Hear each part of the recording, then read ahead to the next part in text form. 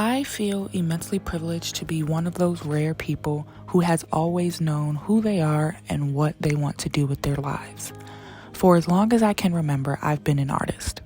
I started my business, Jitterbug Art Studio, in 2019, making my lifelong dream of doing art full-time my reality. After 5 successful years, my life took a hard left in 2024. Without telling y'all all my business, there was an unexpected negative life event that happened to my family December 2023 that rocked our dynamic dramatically, and my husband and I spent 2024 in a loop of depression and survival mode. What I didn't see coming was that by the summer of 2024, my business would take a dive. I stopped getting orders in my online store. I stopped getting emails from potential clients. I was being hit with tons of rejection. For the first time in my life, I felt lost, unmotivated, and like a failure. All foreign emotions to me. I am a Leo, an Enneagram 8, and born in the year of the monkey. If you know, you know, but confidence might as well be my middle name. So I really felt like a stranger in my own body as I was dealing with a lot of negative self-talk, shame, and doubt. I stopped showing up for myself, and in turn, I believe the universe stopped showing up for me. It felt like this career that I spent my entire life building had slipped between my fingers overnight. So collectively, my husband and I were grieving the life that we used to know. I was so close, so many times, to throwing in the towel and dusting off my 9-to-5 boots to join the workforce. But my loving husband encouraged me to keep trying. He reminds me often of how brave I am to be a small business owner and how much he admires my grit. He assured me that he could take our financial burden so that I can continue to follow my dreams and continue to build my business. I'm so lucky, and I'm forever grateful.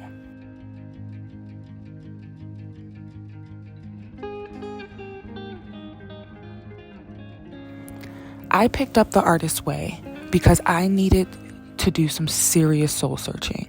And if you've watched any of my updates over the last couple of months, you would have seen that it kind of worked. I've discovered pockets of shame in my creative journey that were spiritually holding me back. I've learned to disconnect the tie between my identity and the way I make money. I've compiled a list of affirmations that will always bring me back to the ground when I feel myself floating too far away from my core morals. The Artist's Way has reminded me that creativity is a lifestyle, a mindset, and a spiritual connection. Art is a form of expression. And I think that after half a decade of being a commercial illustrator, which is essentially expressing other people's feelings, I lost that creative connection to myself and started to feel disconnected from my own work. Throughout the practice of daily morning pages and weekly artist dates, by any means necessary, really helped me rediscover my inner artist child.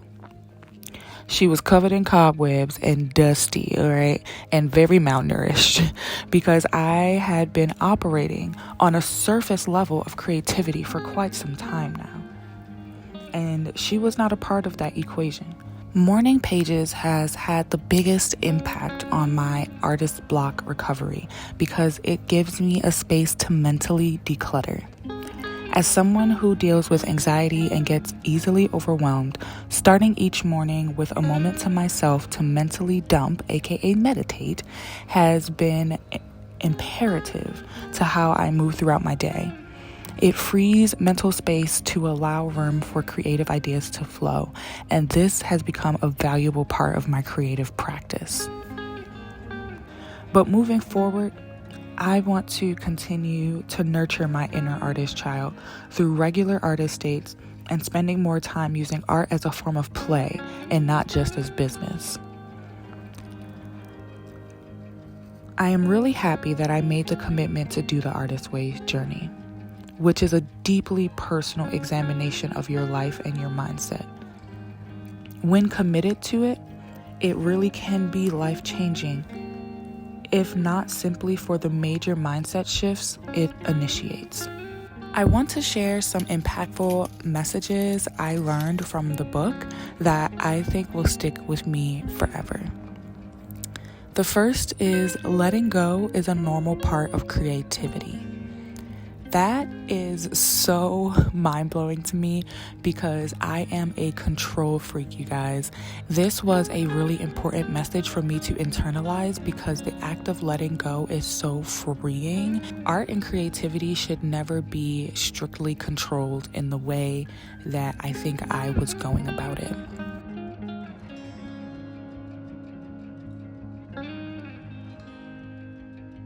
In order to do something well, we must first be willing to do it badly. Again, the control freak and perfectionist parts of myself really did not want to hear that, but it's really, really true.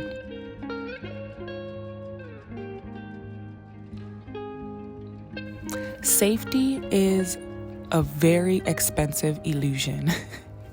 That line made me giggle because I've never heard it put in that way before.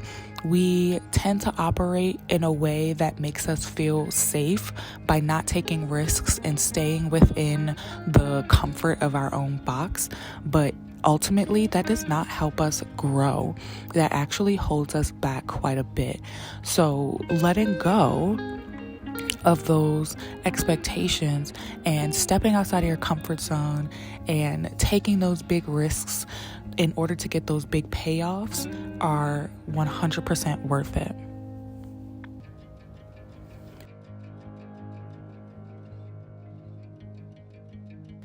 Being an artist relies more on enthusiasm than discipline. Because as with all playmates, it is joy, not duty, that makes a lasting bond. Ooh, you guys, that one hit me in my heart, truly, because as you go through this book and you are rediscovering your creative self and your inner artist child, the author really does tell you to treat that inner artist child like it is your actual child. Like, do not neglect it. Do not ignore it. That's when you find yourself in creative blocks and feeling really lost and feeling really unmotivated. You have to find that enthusiasm and that joy with your creative self. That's the only thing that's going to keep you going. You cannot force that relationship.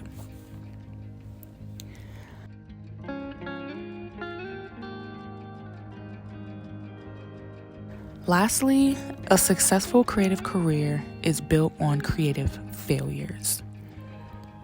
And I'm taking that one with me as I continue on through this creative journey because 2024 was truly one of my biggest creative failures of my career so far. And I only know that this is going to rocket me into building a bigger, better brand and creative circle in my life. And it's really just a part of my story. And I know that I will have a successful creative career because I've had one before, and I continue to speak into existence that I will be able to build it back and have it again. I want to thank you for following along on this journey as I really lean into building this YouTube channel last year in the midst of one of the most difficult chapters of my life so far. I found a new form of expression that excites me through this platform, and I'm really grateful for your support. 2025 is the year where I blossom as an artist again, in a way that feels authentic to me and where I am in my life currently, not comparing myself to the old me or a future version of myself that I've made up. I will continue to share my creative journey with my art business and personal projects on this channel in hopes of inspiring and encouraging you to approach life in the same way, through a creative lens, in an unapologetic manner. I'll see you all in my next video. Thanks for watching.